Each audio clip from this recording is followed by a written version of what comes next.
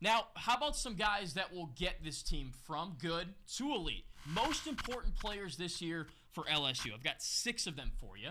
First one's probably pretty obvious. Quarterback. It's the most important position on the field. Jaden Daniels. He's the top returning quarterback in the SEC. He's the top quarterback in the conference, period. He was picked first team All-SEC by the media. Everywhere you look, really, it doesn't matter what magazine you pull up, what social media app you pull, everybody's talking about this guy, and you should be, because he was a Heisman favorite last year. He came over from Arizona State, and he was really, really good. He was second in LSU history for what he did last year in terms of total yards, about 3,000 yards passing.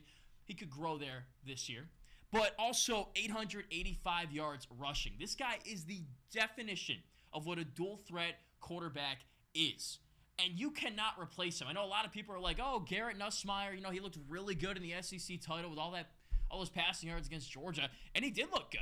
I'm not going to take that away from him. I'm not going to take that away from him. He did look good, but you can't replace a leader and a producer like Jaden Daniels is. The guy led the team last year in rushing as the quarterback. Usually the running backs do that. And I know it was kind of a rotating cast of characters at that position last year, but still, you take this guy off the field, your team is completely different. Everybody backs Jaden Daniels. Everybody wants him as the quarterback. And he proved last year he can be a high-level starter. He flashed stuff that he didn't show at Arizona State. He can compete week after week in the SEC. And here's something else. He's actually LSU's first returning starter at quarterback since Joe Burrow in 2019. I know that's not that long ago, but just think of 2020 and 2021.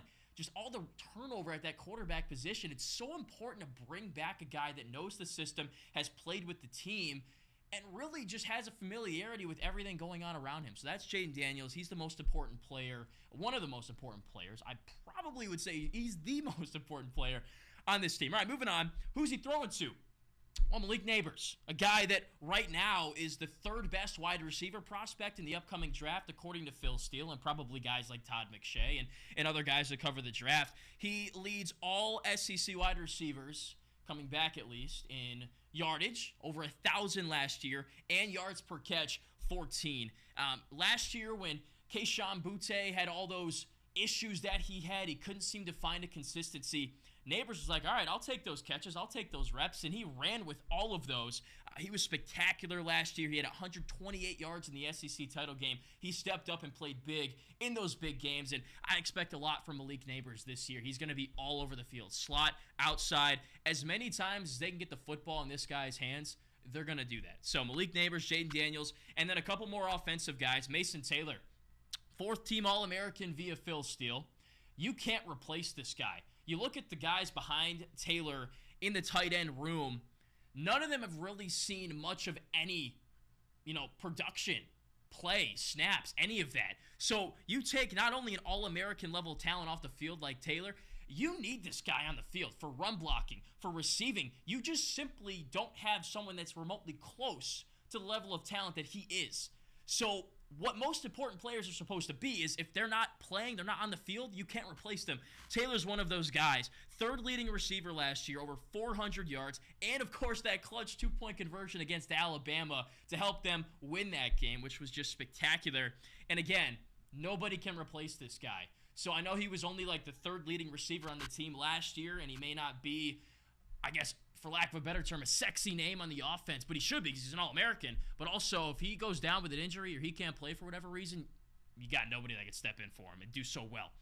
All right, how about offensive line? Will Campbell had an excellent season last year as a freshman. He's a 3rd-team All-American this year, had 13 starts last year. And here's something else. He's on the All-Meathead radio team. We've got a couple of guys on that list. What is that? So it's something Phil Steele does, and he gives it to guys that are just beasts in the weight room, excellent team leaders, and really just give their all to the football team. So there's only a handful of guys that are picked to this team preseason, and he was one of them. So it really just shows you this guy is mature beyond his years, not only as a football player, but as a leader and a guy with character. So, and think about this. Last year, LSU had 2 years ago, 9 different offensive line combinations in 2021. They just could not find any consistency in the trenches, really. Even last year, for the first 6 games of the year, they had 5 different offensive line combinations. I was watching the Mississippi State game yesterday.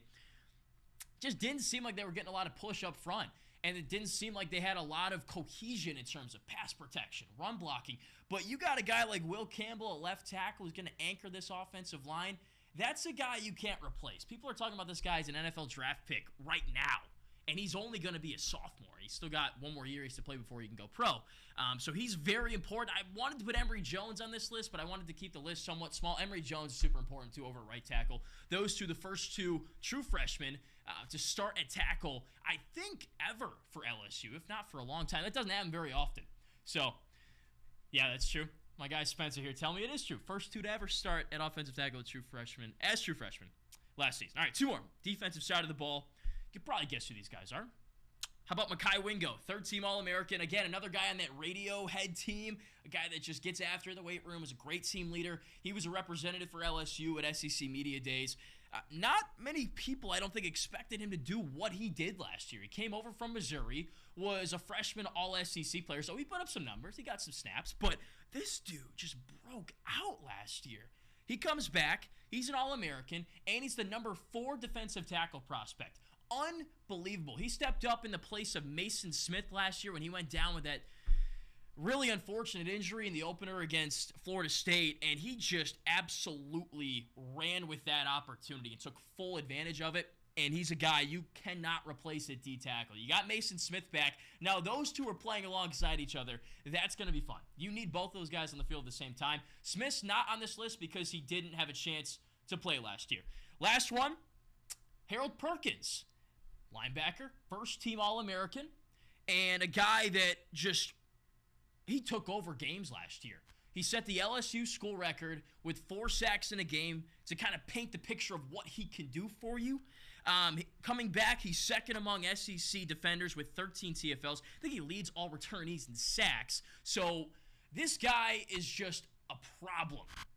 Such a disruption for LSU's defense. You can't replace his speed and athleticism in the middle of this defense. You don't see it very often. You really don't. So really take advantage of watching this guy play while he's here. Harold Perkins, our 6th and final most important player for LSU this upcoming season.